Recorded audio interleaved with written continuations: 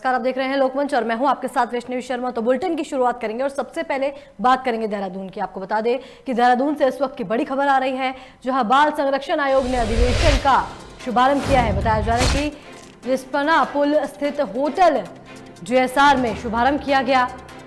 वहीं मुख्य अतिथि के रूप में सीएम तीरथ सिंह रावत ने मौके पर शिरकत की है। साथ ही मौके पर कैबिनेट मंत्री गणेश जोशी भी मौजूद रहे, जहां दीप प्रज्वलित कर कार्यक्रम का शुभारंभ किया गया है। इस वक्त की बड़ी जानकारी दिखा रहे हैं आपको देहरादून से, जहां बाल संरक्षण आयोग ने अधिवेशन का शुभारंभ किया है। आपको बता दें रिस्पना पुल स्थित होटल GSR में कार्यक्रम का शुभारंभ किया गया, जहां मुख्य अतिथि के रूप में सीएम तीरथ सिंह रावत ने शिरकत की। साथ ही मौके पर कैबिनेट मंत्री गणेश जोशी भी मौजूद रहे। बताया जा रहा है कि दीप प्रज्वलित कर कार्यक्रम का शुभारंभ किया गया। वहीं मौके पर भारी संख्या में अधिकारियों और लोगों ने शिरकत की है। बड़ी जानकारी आपको दे रहे हैं देहरादून से।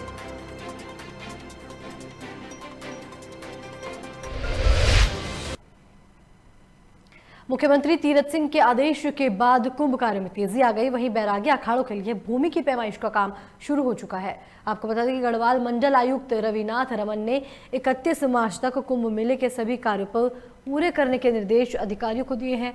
वहीं सोमवार को रविनाथ रमन हरिद्वार पहुंचे और अधिकारियों के साथ बैठक कर कुंभ मेले की प्रगति की जानकारी ली। इस दौरान रविनाथ रमन ने बताया कि 31 मार्च तक कुंभ मेले के लिए सभी काम पूरे कर लिए जाएंगे। वहीं उन्होंने अधिकारियों को मेले में सेक्टर वार मजिस्ट्रेट की तैनाती, बिजली पानी की व्यवस्था सुचारू रूप से नियोजित करने की निर्देश दिए। साथ ही उन्होंने बताया कि बैरागी अखाड़ों के लिए 80 हेक्टेयर भूमि हरिद्वार के बैरागी कैंप में चिन्हित की गई है। बहुत जल्द ही वहां पानी, बिजली, सड़क की मूलभूत व्यवस्थाएं भी कर दी जाएंगी। अभी जैसे मैंने बताया है, इसमें माननीय मुख्यमंत्री जी से भी हमें निर्देश प्राप्त हुए हैं। तो बैरागी कैंप जो है, बैरागी कैंप को हम लोग उसको प्रॉपरली अभी व्यवस्थित करा रहे हैं और इसमें लगभग 80 हेक्टेयर जो लैंड है उसको चिन्हित करके उसको प्रॉपरली जो बिजली, पानी और सड़क की व्यवस्था है इसको सुनिश्चित करें। हमारा पूरा प्रयास है कि इसी मंथ एंड तक 31 मार्च तक हमारी पूरी व्यवस्था रहेंगी, क्योंकि उसके बाद हमारे जितने जो क्राउड मैनेजमेंट और क्राउड कंट्रोल के हिसाब से हमारे जितने जो व्यवस्था है उसके बाद में वो प्रारंभ हो जाएंगे। हमारा अनुमान है कि बहुत अच्छी और बहुत अधिक संख्या में जो हमारे अभी जो मुख्य दो शाही स्नान 12 और 14 के होने हैं तो उसमें आएंगे, तो उसके लिए हमारी पूरी तैयारी रहेगी। रुड़की में नारी सशक्तिकरण को लेकर किए गए एक कार्यक्रम में उत्तराखंड की राज्यपाल बेबी रानी मौर्य ने शिरकत की। आपको बता दें इस दौरान राज्यपाल ने महिलाओं को संबोधित भी किया। साथ ही राज्यपाल ने महिला संवाद में बताया कि महिलाओं को आत्मनिर्भर बनाने के लिए कई योजनाएं चलाई जा रही हैं। साथ ही जो महिलाएं आत्मनिर्भर हैं उन्हें भी अन्य महिलाओं को आत्मनिर्भर बनाने में सहयोग करना चाहिए। दरअसल उत्तराखंड की राज्यपाल बेबी रानी मौर्य ने रुड़की में आयोजित ईप्रो ग्लोबल लिमिटेड के जरिए आयोजित महिला सशक्तिकरण कार्यक्रम में प्रतिभाग किया था।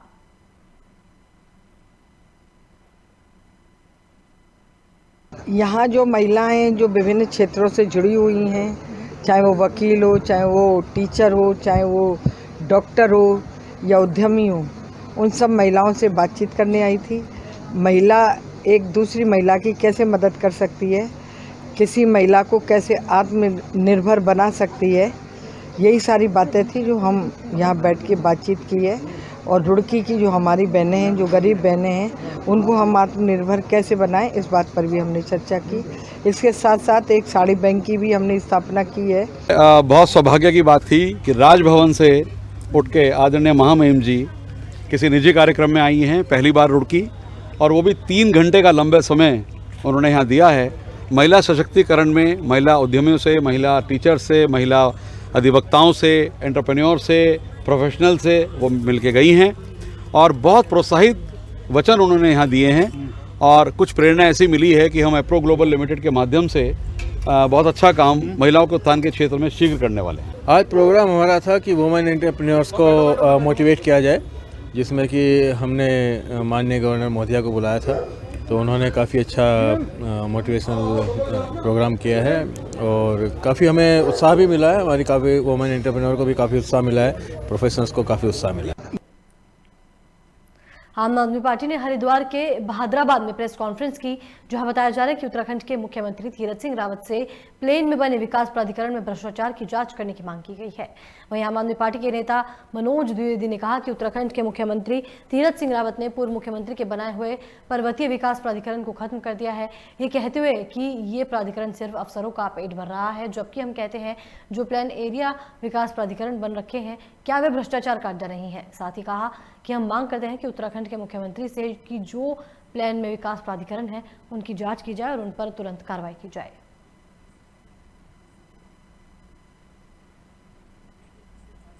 तीरथ सिंह रावत जी ने त्रिवेंद्र सिंह रावत जी के कुछ फैसले को पलटा है। आते ही उसमें एक फैसला है कि पर्वतीय विकास प्राधिकरण, और उसके पीछे लॉजिक ये दिया है कि ये सारे प्राधिकरण अफसरों का पेट भरने का सौदा थे।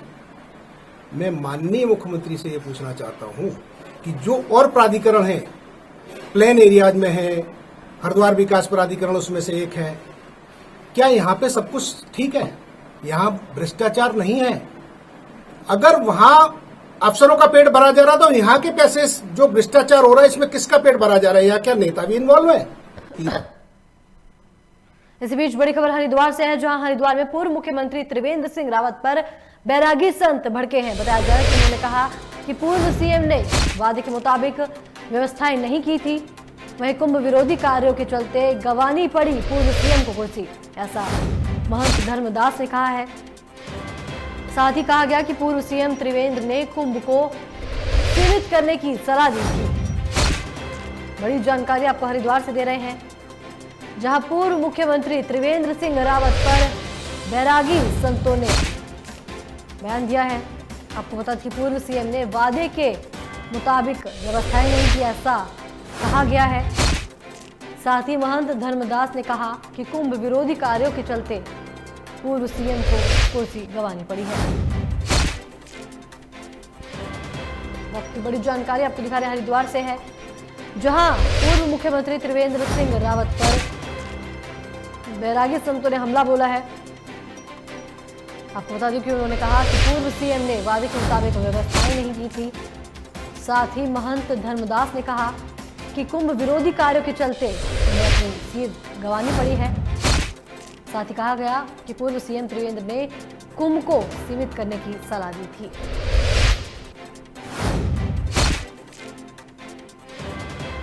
यह कार्य हनुमान जी के हैं, यह देवता के कार्य है। देवता के कार्य को रोकने के उनका अधिकार ही नहीं है। और देवता के कार्य रोकने के कोशिश किए तो उन्होंने देख लिए क्या दशा हुआ। उन्होंने मुख्यमंत्री पद भी गया और अब एक पगला करके आव बाव बयान दे रहे। राजेंद्र दास जी कहे कि जाके कार्यालय में कहीं पर फाइल उलटिए और वेद अध्ययन करिए, कहीं किसी आश्रम में झाड़ू लगाइए, काम करिए और अपना व्यवस्था करिए कि यहाँ पर राजनीति करने आ पाए। जिला सहकारी समिति में कर्मचारियों ने नियुक्ति में बड़े पैमाने पर अवैध वसूली के आरोप लगाए जाने के मामले को लेकर कांग्रेस ने जमकर हमला बोला। आपको बता दें कि कांग्रेस सेवा दल के प्रदेश अध्यक्ष राजेश रस्तोगी ने आरोप लगाया कि बीजेपी सरकार के घोटालों की खुद बीजेपी के मंत्रियों और विधायक ने पोल खोल दी है। वहीं उन्होंने कहा कि पूरी बीजेपी सरकार घोटाले की सरकार है और उन्होंने सरकार को घोटालेबाजों को जेल का रास्ता दिखाने की बात कही। साथ ही उन्होंने जिला सहकारी बैंक कर्मचारी नियुक्ति के मामले में सीबीआई जांच कराए जाने की भी मांग की है। आपको बता दें खबर लक्सर से है, जहां बताया जा रहा है कि लक्सर में जिला सहकारी समितियों में कर्मचारियों की नियुक्ति में बड़े पैमाने पर अवैध वसूली के आरोप लगाए जाने के मामले को लेकर कांग्रेस ने जमकर हंगामा किया। वहीं कांग्रेस सेवा दल के प्रदेश अध्यक्ष से राजेश रस्तोगी ने आरोप लगाया कि बीजेपी सरकार के घोटालों की खुद बीजेपी के ही मंत्रियों ने और विधायकों ने पोल खोल दी है। उन्होंने कहा कि पूरी की पूरी बीजेपी सरकार घोटालों की सरकार है और उन्होंने सरकार को घोटालेबाजों को जेल का रास्ता दिखाने की भी बात कही। जब भारतीय जनता पार्टी की मौजूदा सरकार के राज्य मंत्री और भारतीय जनता पार्टी के एक बहुत बढ़िया दलित नेता और ईमानदार विधायक भ्रष्टाचार का आरोप लगा रहे हैं तो जांच किस बात की होनी है। भाजपा के एमपी एमएलए और नेता तो झूठ बोलते नहीं है। जब वो कह रहे हैं सहकारी समितियों में कर्मचारी रखने के नाम पर लूट खसोट हुई है, घोटाला हुआ है, करोड़ों रुपए का हुआ है, तो कार्रवाई करनी चाहिए, एक्शन होना चाहिए और घोटालेबाज अंदर जाने चाहिए, सीबीआई जांच होनी चाहिए। लेकिन मैं कांग्रेस पार्टी की तरफ से बड़ा स्पष्ट कर देना चाहता हूँ, ये तो भारतीय जनता पार्टी का भ्रष्टाचार की उजागर हुआ है, शुरुआत हुई है। कदम कदम पे भ्रष्टाचार है, कुंभ के नाम पे भ्रष्टाचार है, हिंदुत्व के नाम पे बेईमानी है, गाय के नाम पे भ्रष्टाचार है। जब ये जाएंगे 2022 के चुनाव में वोट मांगने, जनता इनका मुंह काला करेगी। ऋषिकेश नगर निगम को भगवा रंग में रंगने के लिए महापौर ने बोर्ड की बैठक में प्रस्ताव रखा, जिस पर बीजेपी के सदस्यों ने नाराजगी जताते हुए प्रस्ताव का विरोध किया। वहीं ऋषिकेश को भगवा रंग में रंगने के लिए संत समाज ने नगर निगम महापौर अनीता ममगई को ज्ञापन सौंपकर समर्थन किया। वहीं संतों का कहना है कि ऋषिकेश ही नहीं, पूरा भारत भगवा रंग में रंगा होना चाहिए। वहीं संत समिति वालों का कहना है कि भगवा रंग को राजनीति से जोड़ना गलत होगा। आपको बता दें, खबर ऋषिकेश से है, जहां बताया जा रहा है कि ऋषिकेश नगर निगम को भगवा रंग में रंगने के लिए महापौर ने बोर्ड की बैठक में प्रस्ताव रखा, जिस पर बीजेपी के सदस्यों ने नाराजगी जताते हुए प्रस्ताव का विरोध किया। वहीं ऋषिकेश को भगवा रंग में रंगने के लिए संत समाज के नगर निगम महापौर अनीता ममगई को ज्ञापन सौंपकर समर्थन किया गया। साथ ही संतों का कहना है कि ऋषिकेश नहीं, पूरा भारत भगवा रंग में रंगा जाना चाहिए। वहीं संत समिति वालों का कहना है कि भगवा रंग को राजनीति से जोड़ना गलत होगा। अखिल भारतीय संत समिति विरक्त वैष्णव मंडल की ये मांग थी कि ऋषिकेश ये धार्मिक नगरी है, योग नगरी है, पूरे विश्व के लोग यहाँ पर आते हैं, एक भगवा रंग होना चाहिए। तो हमारे माननीय महापौर जी ने हमारा प्रस्ताव को, हमारी मांग को स्वीकार किया है और जो लोग भटक गए हैं उनको हम ले आएंगे, वो सब आ जाएंगे। उनको किसी ने भटका दिया है, वो भी अपने हैं, सब चाहते हैं। ये भाजपा पार्टी के कुछ लोग इसका विरोध कर रहे हैं। ये भगवा वही रंग है जो तुम्हें सत्ता तक पहुंचाता है। श्री राम जी का नाम और भगवा रंग के कारण ही आप सत्ता में हो और आज इसका विरोध कर रहे हो। और ये भगवा रंग केवल रंग नहीं है, भगवा रंग हमारी भावना है। और एक चेतावनी देना चाहता हूँ, और हमारी भावना को ठेस पहुंची तो महंत लोकेश दास तुम्हें छोड़ेगा नहीं और संत समाज तुम्हें छोड़ेगा नहीं। इसलिए निवेदन करना चाहता हूँ, जो अभी भी विरोध कर रहे हैं भगवे का, उनको एक चेतावनी देना चाहता हूँ, अभी भी समय समर्थन में आओ। देंगे, हमारी प्राइवेट बिल्डिंग को भगवा कर देंगे, हमारी संपत्ति को भगवा कर देंगे। तो मैं बहुत स्पष्ट आपके माध्यम से ये सभी को सूचना देना चाहूँगी कि किसी पे भी हम इसको थोप नहीं रहे हैं। नगर निगम के जो कार्य होने हैं, जो उनके शिलापट बनने हैं, जो नगर निगम के भवन बनने हैं, उनको अन्य रंग की जगह हम भगवा रंग में करेंगे। व्यापारी भाइयों से हम आग्रह करेंगे कि आप अपने साइन बोर्ड को जो दूसरे रंग में कर रहे हो, क्या आप भगवा रंग में कर सकते हो? यह आपकी स्वेच्छा है। उनके क्या सुझाव रहेगा? हमारी बातचीत अन्य विभागों से चल रही है, विभागों से, कई विभागों में मैंने बातचीत करी है कि आपकी जो बिल्डिंग बन रही है, जो आपका नया निर्माण हो रहा है, उसको आप भगवा रंग में रंगें। देश में बढ़ते डीजल पेट्रोल के साथ गैस के बढ़ते दामों के विरोध में खटीमा तहसील में गैस सिलेंडर के साथ किसानों ने प्रदर्शन किया। साथ ही बढ़ती महंगाई को लेकर राष्ट्रपति के नाम ज्ञापन भी सौंपा।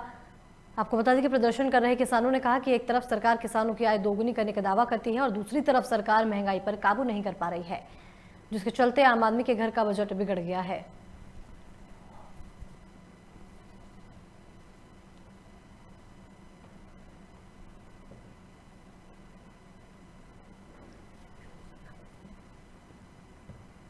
जो देश में इतनी महंगाई बढ़ गई है, जो डीजल पेट्रोल की कीमतें 90-100 हो रही हैं, सिलेंडर की कीमत जो है 900-1000 रुपये हो जा रही है और आम आदमी का जीना भी दुश्वार हो गया है। रोज़ की रोजी रोटी में आममर्रा की ज़िंदगी को इतना डिस्टर्ब करके रख दिया है सरकार ने। हम आज संयुक्त मोर्चा की तरफ से जो एक कॉल आई थी, उसके महंगाई के विरोध में हम राष्ट्रपति के नाम से एसडीएम साहब को ज्ञापन देने आए हैं और हम मांग करते हैं कि भी जो भी महंगाई बढ़ी है उसको तुरंत वापस लिया जाए और आम जनता को इसका सुख दिया जाए। सभी पूरे भारत में किसान जो है सरकार विरोधी दिवस मना रहे हैं। सरकार ने किसानों के साथ ये वादा किया था कि सरकार आएगी, मोदी सरकार आएगी तो किसानों की आय दोगुनी कर देगी, मगर हर रोज़ डीजल, पेट्रोल और गैस के इतने दाम बढ़ चुके हैं कि जो किसान है खेती करने में मजबूर हो गया, उसको खेती में इस समय कुछ नहीं बच रहा। इसलिए आज ये सरकार विरोधी दिवस मनाया जा रहा है। जो अखिल भारतीय वाल्मीकि युवा संघ और उत्तरांचल स्वच्छकार संघ के पदाधिकारियों ने संयुक्त रूप से आज नगर निगम की महापौर उषा चौधरी से मुलाकात कर कई मुद्दों पर अवलंबित कार्रवाई किए जाने की मांग की। उन्होंने कहा कि अगर उनकी मांगों को गंभीरता से नहीं लिया गया तो भविष्य के परिणाम गंभीर होंगे। दरअसल अखिल भारतीय वाल्मीकि नवयुवक संघ के प्रदेश अध्यक्ष हिमांशु गौरव ने नगर निगम की महापौर उषा चौधरी के समक्ष अपनी बात रखते हुए कहा कि बीते 4 मार्च को कई मांगों को लेकर एक ज्ञापन दिया गया था, लेकिन उस ज्ञापन को निगम के अधिकारियों ने गंभीरता से नहीं लिया। वहीं निगम की इस कार्यशैली पर हिमांशु गौरव ने सवाल खड़ा करते हुए कहा कि अगर उनकी मांगों को अब भी नहीं माना जाता तो दोनों संगठनों के पदाधिकारी तमाम कर्मचारी के साथ आंदोलन करने के लिए बाध्य हो जाएंगे। में सफाई कार्य में ठेका प्रथा से पूरा वाल्मीकि समाज का युवा जो है उसका भविष्य अंधकार में है।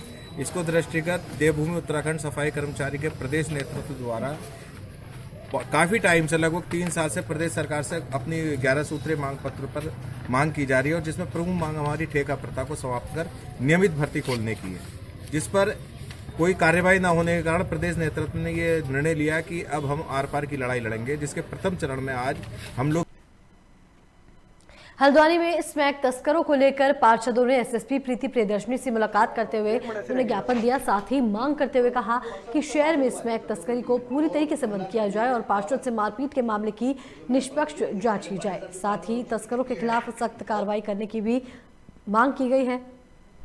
बताया जा रहा है कि स्मैक तस्कर सहित अन्य आपराधिक गतिविधियों में लिप्त आरोपियों ने आम जनता को परेशान किया हुआ है।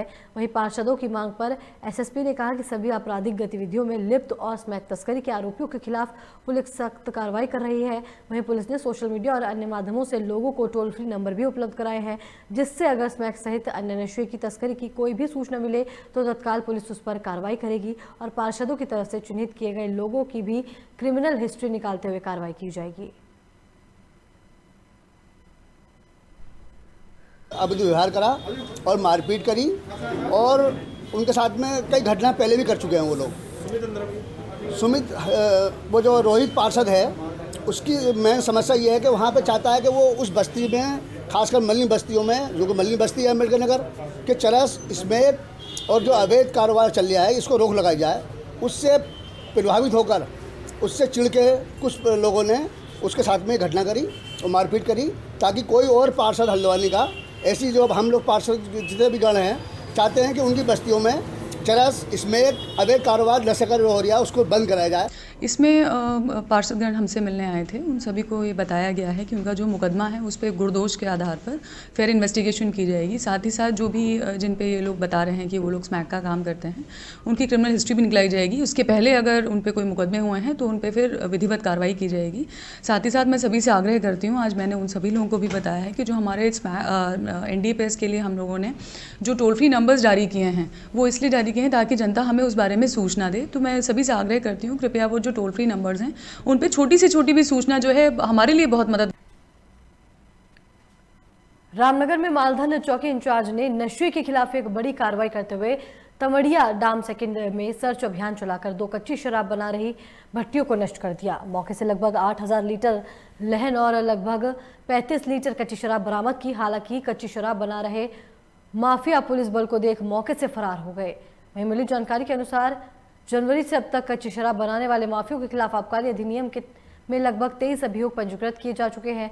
वहीं शराब माफियों के खिलाफ रामनगर कोतवाल Abul Kalam full action mode में नजर आ रहे हैं। उनका कहना है कि जो अवैध शराब माफिया नैनीताल और उधम सिंह नगर की सीमा के जंगलों के फायदा उठाकर अवैध शराब भट्टियों का संचालन उधम सिंह नगर जंगलों में कर रहे हैं, उनके खिलाफ भी जल्द ही जसपुर कोतवाली पतरामपुर पुलिस चौकी से मिलकर सामूहिक अभियान चलाया जाएगा। अब पुलिस के द्वारा कंटिन्यूसली नशे के खिलाफ कई सारे अभियान चल रहे हैं हमारे, चाहे वो कच्ची दारू के खिलाफ हो या दूसरे स्मैक और दूसरा जो गांजा वगैरह का प्रचलन है उसके खिलाफ अभियान चलाया जा रहा है। इसी क्रम में कल तुमड़िया डाम और उसके आसपास का जो क्षेत्र है वहाँ से शिकायत आ रही थी कि बहुत अधिक मात्रा में वहाँ लोग दारू का काम करते हैं। इसी में एक हमारे द्वारा एक टीम का गठन किया गया। टीम के द्वारा वहाँ पे आसपास के जो लोग कच्ची दारू का काम करते हैं वो करीब 10,000 ऐसे लाहन को नष्ट किया गया जिसके द्वारा कच्ची दारू तैयार की जाती है 10,000 लीटर के आसपास, और करीब 3 या 4 ऐसी भट्टियों को नष्ट किया गया, तोड़ा गया, उनके खिलाफ अभियोग पंजीकृत किए गए। प्रतिबंधित नशीली दवाइयों की सप्लाई की सूचना पर ड्रग्स विभाग हरिद्वार और देहरादून विजिलेंस की टीम ने संयुक्त रूप से रुड़की के पिरान कलियर में छापेमारी कार्रवाई की, जिसके अंतर्गत 2 आरोपियों को मौके से गिरफ्तार कर लिया गया। वहीं मौके पर आरोपियों ने टीम के साथ बदसलूकी करते हुए मारपीट करने का प्रयास भी किया। आपको बता दें कि टीम ने आरोपियों के पास से बड़ी मात्रा में प्रतिबंधित नशीले इंजेक्शन बरामद किए और दोनों आरोपियों को कलियार थाना पुलिस के हवाले कर दिया, जिसके बाद फिलहाल पुलिस मामले की जांच कर रही है। दरअसल ड्रग इंस्पेक्टर मानवेंद्र सिंह राणा को मुखबिर से सूचना मिली थी कि पिरान कलियर से कुछ लोग स्कूटी पर सवार होकर प्रतिबंधित नशीले इंजेक्शन सप्लाई करने की योजना बना रहे हैं, जिस पर ड्रग्स इंस्पेक्टर मानवेंद्र सिंह राणा ने उच्च अधिकारियों को अवगत कराते हुए देहरादून की विजिलेंस एसडीए टीम के साथ उक्त स्थान की घेराबंदी करते हुए स्कूटी सवार 2 लोगों को धर दबोचा। इस दौरान आरोपियों ने टीम पर भी हमला बोल दिया। वहीं टीम ने दोनों आरोपियों को कब्जे में लिया और कलियार थाने ले गई। साथ ही आरोपियों के कब्जे से पुलिस ने भारी मात्रा में प्रतिबंधित नशीले इंजेक्शन बरामद किए हैं।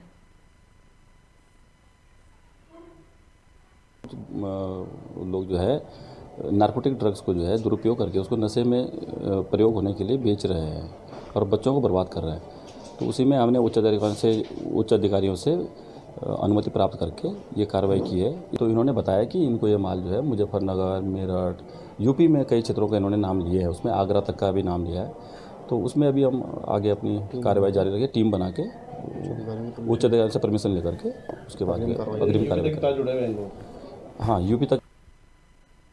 टिहरी जिले के कटाल्डी खनन विरोध आंदोलन और बीज बचाओ आंदोलन में सक्रिय भूमिका निभाने वाली समाजसेवी 80 वर्षीय सुदेशा बहन को उनके उत्कृष्ट कार्यों के लिए राष्ट्रीय उत्तराखंड सभा लुधियाना में मां नदा शक्ति सम्मान से सम्मानित किया गया। सुदेश बहना को उनके द्वारा किए गए अलग अलग क्षेत्रों में उल्लेखनीय कार्यों और समाज सेवा के लिए 14 मार्च को लुधियाना पंजाब में राष्ट्रीय उत्तराखंड सभा में मां नंदा शक्ति सम्मान से सम्मानित किया गया। आपको बता दें कि चिपको आंदोलन के दौरान वे जेल भी गई थी, वहीं कटाल्डी खनन विरोधी आंदोलन में भी वो सक्रिय थी, जिसके बाद सुदेशा बहन ने रासायनिक खादों के दुष्प्रभावों से खेती और बीजों को बचाने के लिए बीज बचाओ आंदोलन में भी सक्रिय भूमिका निभाई, जिसका परिणाम ये रहा कि वर्तमान में भी नगड़ी घाटी के रामपुर गांव में सभी किसान प्राकृतिक खाद के उपयोग में लाते हैं। वहीं इस अवसर पर सुदेशा बहन का कहना है कि अपनी मिट्टी से लगाव जरूर होता है।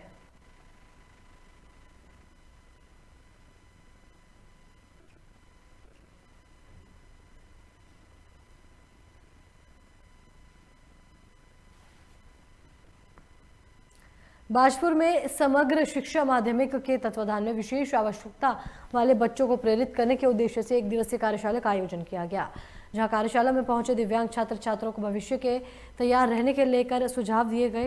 वहीं मंगलवार को आदर्श कन्या इंटर कॉलेज में समग्र शिक्षा माध्यमिक के तत्वाधान में विशेष आवश्यकता बच्चों को प्रेरित करने के लिए 1 दिवसीय योजना का आयोजन किया गया, जहाँ कार्यशाला का शुभारंभ राजकीय इंटर कॉलेज बरहनी के प्रधानाचार्य महेश कुमार और आदर्श कन्या इंटर कॉलेज के अध्यक्ष नरेंद्र खत्री ने संयुक्त रूप से किया। वहीं कार्यक्रम में पहुंचे बच्चों और उनका अभिभावकों को संबोधित करते हुए कार्यक्रम के संयोजक इंटर कॉलेज हरसान के प्रभारी प्रधानाचार्य इदरीश बेग ने कहा कि दिव्यांगता अभिशाप नहीं है, जिसको अनेकों उदाहरण सबके सामने हैं। वहीं उन्होंने कहा कि ऐसे कई दिव्यांग बच्चे हैं जिन्होंने खुद को सामान्य बच्चों से हटकर साबित किया है और वह बेहतर कार्य कर अपने और अपने परिवार का नाम रोशन किया है। इसका सरकार के द्वारा उद्देश्य है जो इस प्रकार के बच्चे जो समाज से दूर हो गए हैं उसको समाज की मुख्य धारा में लाने का इनका प्रयास है। ये बच्चे अग्रसारित हो सके, बच्चे आगे बढ़ सके। हमारे बाजपुर विकास खंड में 14 बच्चे चिन्हित किए गए हैं, लेकिन मेरा इसमें व्यक्तिगत ये है कि 14 बच्चों अगर अलग अलग विद्यालयों में 14 बच्चे हैं, उस प्रकार से उनकी देखभाल वहाँ पर नहीं हो सकती है। तो अगर सरकार प्रदेश स्तर पर, चाहे जनपद स्तर पर और ब्लॉक स्तर पर एक ब्लॉक में भी अगर इस प्रकार का एक कैंपस बना दे जहाँ पर इस प्रकार के बच्चे रखे जाएं, उनकी शिक्षा का पूर्ण रूप से व्यवस्था हो, तो ज़्यादा उचित होगा। ये समग्र शिक्षा माध्यमिक के द्वारा IEDSS योजना के अंतर्गत 1 दिवसीय कार्यशाला का आयोजन किया गया है, जिसमें माध्यमिक स्तर पर कक्षा 9 से कक्षा 12 तक के समस्त दिव्यांग छात्र छात्राओं को और उनके पेरेंट्स को दिशा निर्देशन के लिए, उनके मार्गदर्शन के लिए ये कार्यक्रम का आयोजन किया गया है, जिसमें मेडिकल टीम के द्वारा उन सभी बच्चों के हेल्थ चेकअप किए जाएंगे। हरिद्वार के रानीपुर कोतवाली की सुमन नगर चौकी क्षेत्र में अवैध खनन से मिट्टी भराव के कार्य का काम चल रहा था, जिस पर जिलाधिकारी सी रविशंकर ने अधिकारियों को जांच के आदेश दिए हैं। दरअसल हरिद्वार के रानीपुर कोतवाली की सुमन नगर पुलिस चौकी क्षेत्र में अवैध खनन कर मिट्टी भराई कार्य चल रहा था, जिसकी खबर लोकमंच ने प्रमुखता से दिखाई थी, जिसके बाद जिलाधिकारी सी रविशंकर ने मामले का संज्ञान लिया और संबंधित अधिकारियों को जांच के निर्देश भी दिए। मेरे पास आप लोगों के माध्यम से प्राप्त हुआ कि इस प्रकार का एक चौकी के जस्ट बगल में जो है एक जगह में जो है अवैध खनन का मिट्टी जो है डाला जा रहा है करके, इसमें मैं तुरंत जांच करने के लिए संबंधित को बता दूंगा। तो इन केस अगर ये सही पाया जाएगा उनके खिलाफ जो है नियमानुसार कार्रवाई तुरंत। साधु संतों ने कुंभ नगरी हरिद्वार में महाकुंभ का आगाज कर दिया है, लेकिन साधु संतों ने प्रशासन पर व्यवस्थाओं को लेकर फेल बताया है। वहीं किन्नर अखाड़े की आचार्य महामंडलेश्वर लक्ष्मी नारायण त्रिपाठी ने सरकार पर आरोप लगाते हुए कहा कि किन्नर अखाड़ा के लिए सरकार ने कुछ नहीं किया है। यहां तक कि कुंभ प्रशासन ने उनको जो जमीन दिखाई वे भी पर्याप्त नहीं थी। उस पर थोड़ी सी जमीन पर किन्नर अखाड़े के साधु संत नहीं आ सकते थे। वहीं आज हरिद्वार की जनता ने किन्नर अखाड़े के दुख दर्द को समझा और सुनील अग्रवाल जी ने किन्नर अखाड़े को कुंभ के लिए जमीन उपलब्ध कराई। साथ ही सरकार से पानी और बिजली की व्यवस्थाओं की भी मांग की जा रही है। हम बार बार याचना करते रहे, आज बैरागी कैंप के लिए हो रहा है, दूसरों के लिए हो रहा है, और किन्नरों की इस कदर से हीन दृष्टि से देखने का काम सरकार ने किया मजबूरी वर्ष, क्योंकि हमारे पास उतने पैसे नहीं हैं, ना उतना हमारे पास ये है। हम आशा करते हैं कि सरकार हमें जो दूसरी सुविधाएं हैं, पानी, लाइट और जो भी दूसरी सुविधाएं हैं, वो हमें देने का निवेदन करें। हम ये गुहार लगा रहे सरकार को, अरे किन्नरों के बारे में। भगवानपुर विकासखंड के रोलाहेड़ी में पिछले कई सालों से गांव को जोड़ने वाला रास्ता जलभराव से जूझ रहा है, जिससे ग्रामीणों को काफ़ी दिक्कतों का सामना करना पड़ता है। आपको बता दें कि आए दिन जलभराव के चलते हादसे होते रहते हैं। वहीं ग्रामीणों का आरोप है कि अगर जलभराव के चलते भारी परेशानियों का भी सामना करना पड़ता है। वहीं मामले को लेकर गांव के ग्राम प्रधानपति का कहना है कि इस रास्ते को PWD से प्रस्तावित करा दिया गया है। आपको बता दें कि मामले को लेकर भगवानपुर खंड विकास कुसुम डोबरियाल का कहना है कि पूरे मामले की जांच की जाएगी और जल्द ही पूरा मामले का संज्ञान लेते हुए जलभराव की समस्याओं से गांव वालों को निजात दिलाई जाएगी।